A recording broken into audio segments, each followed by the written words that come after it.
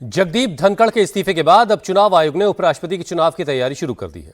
तेलंगाना के सीएम रेवंत रेड्डी ने उपराष्ट्रपति पद के लिए बंडारू दत्तात्रेय का नाम आगे बढ़ा दिया है। रेवंत रेड्डी ने बीजेपी पर तेलंगाना और तेलुगु भाषा बोलने वाले लोगों के साथ अन्याय का आरोप लगाते हुए कहा कि बीजेपी बंडारू दत्तात्रेय को उपराष्ट्रपति बनाकर अपने 100 गुना माफ करवा सकती है। इस बीच बीजेपी के राष्ट्रीय अध्यक्ष जेपी नड्डा ने जेडीयू सांसद और केंद्रीय मंत्री रामनाथ ठाकुर से मुलाकात करके अटकलों का बाजार गर्म कर दिया। हालांकि बीजेपी सूत्रों का कहना है कि यह मुलाकात बिहार में वोटर लिस्ट रिवीजन को लेकर हुई थी।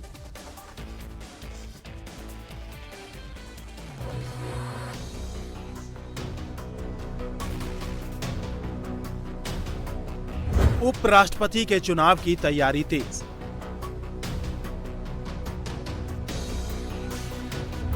उपराष्ट्रपति के चुनाव की तारीख का ऐलान करेगा आयोग।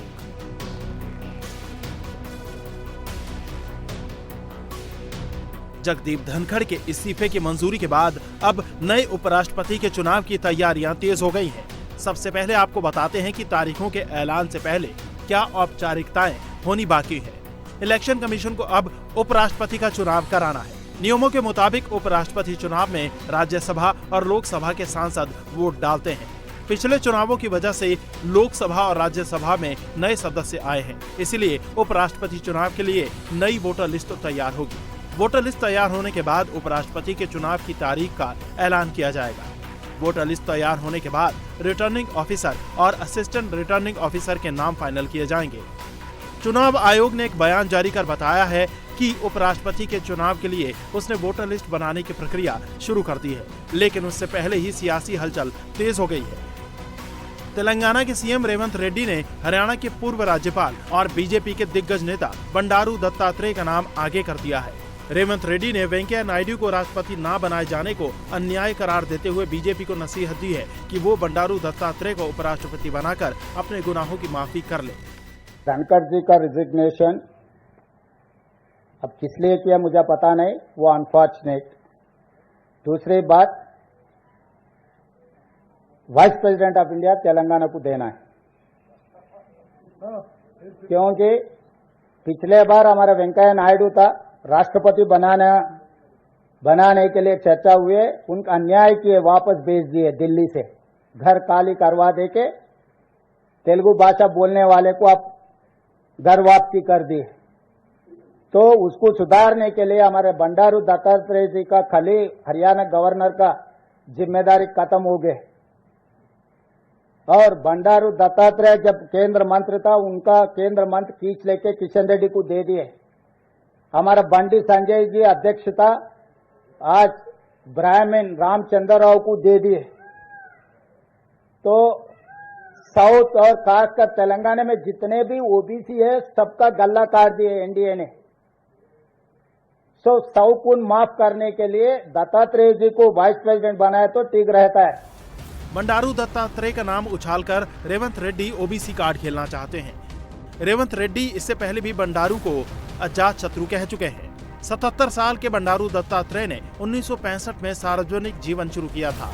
1968 में बंडारू को आरएसएस के प्रचारक के रूप में दायित्व दिया गया। बीजेपी के फाउंडर मेंबर बंडारू 1980 में आंध्र प्रदेश बीजेपी के सचिव बने। 1991 से 2014 तक 4 बार सिकंदराबाद से लोकसभा के लिए चुने गए। 2014 से 2017 तक मोदी सरकार में श्रम मंत्रालय के स्वतंत्र प्रभार के मंत्री रहे। 2021 में हरियाणा के राज्यपाल बने और 2 दिन पहले ही उनका कार्यकाल पूरा हुआ है। रेवंत रेड्डी ने तेलंगाना से बंडारू का नाम उछाला तो सूत्रों के मुताबिक दिल्ली में बीजेपी के राष्ट्रीय अध्यक्ष जेपी नड्डा ने जेडीयू नेता रामनाथ ठाकुर से मुलाकात कर नई अटकलों को हवा दे दी। रामनाथ ठाकुर का नाम तेजी से सुर्खियों में आ गया है। रामनाथ ठाकुर बिहार के दिग्गज नेता और पूर्व मुख्यमंत्री कर्पूरी ठाकुर के बेटे हैं। 2005 में नीतीश कुमार के नेतृत्व वाली एनडीए सरकार में गन्ना मंत्री बनाए गए। 2005 से 2010 तक बिहार सरकार के कैबिनेट मंत्री भी रहे। फिलहाल रामनाथ ठाकुर जेडीयू कोटे से राज्यसभा सांसद हैं। वर्तमान में केंद्र सरकार में कृषि एवं किसान कल्याण राज्य मंत्री हैं। उनके पिता कर्पूरी ठाकुर को मरणोपरांत भारत रत्न से भी सम्मानित किया गया है। हालांकि बीजेपी सूत्रों की तरफ से कहा गया कि ये मुलाकात बिहार में वोटर लिस्ट रिवीजन को लेकर थी, लेकिन जानकार इस संभावना को खारिज नहीं करते क्योंकि रामनाथ ठाकुर बिहार से हैं और वहां इस साल विधानसभा चुनाव है। जेडीयू और बीजेपी का साथ केंद्र में भी जरूरी है। रामनाथ ठाकुर का नाम देकर एनडीए जेडीयू को साध सकती है। रामनाथ ठाकुर की साफ सुथरी छवि और सामाजिक न्याय की पृष्ठभूमि है। रामनाथ ठाकुर का विरोध करने में विपक्ष को परेशानी होगी। एक तरफ जहां नए उपराष्ट्रपति के नामों पर अटकलें लग रही हैं, वहीं जगदीप धनखड़ के इस्तीफे पर सियासी हंगामा अभी खत्म नहीं हुआ है। संजय राउत और शरद पवार ने जगदीप धनखड़ से मिलने का टाइम मांगा है। कांग्रेस अध्यक्ष मल्लिकार्जुन खड़गे ने फोन पर जगदीप धनखड़ से बात की। कल तक धनखड़ के इस्तीफे को सरकार का मामला बताने वाले खड़गे के सुर अब बदल गए हैं। सरकार जवाब देना चाहिए, वो क्यों रिजाइन करे, कारण क्या है, इसके पीछे क्या राज है। हमको तो ऐसा दिख रहा है कि दाल में कुछ काला है, नहीं तो उनका हेल्थ भी ठीक है और वो अच्छे हमेशा अपनी वोकैबुलरी को ठीक रखते हैं।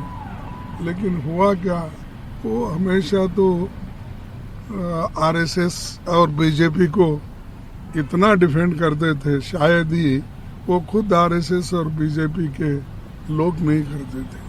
इतना उनका यानी निष्ठा, लॉयल्टी उनके साथ थी। तो ऐसे वक्त में उन्होंने जो राजीनामा दिया है, इसके पीछे क्या है, कौन है और इसका कारण क्या है, देश को बताना चाहिए। क्योंकि देश के लोग ये जानते हैं कि 140 करोड़ जनता के आप प्रतिनिधित्व करते हैं, तब आपको एक काम करना चाहिए कि आपको दुनिया को या देश को, लोगों को बताना चाहिए। धनखड़ के राज्यपाल से लेकर उपराष्ट्रपति तक के कार्यकाल में उन्हें कोसने वाली ममता बनर्जी की पार्टी भी मौका देखकर समर्थन में उतर आई है।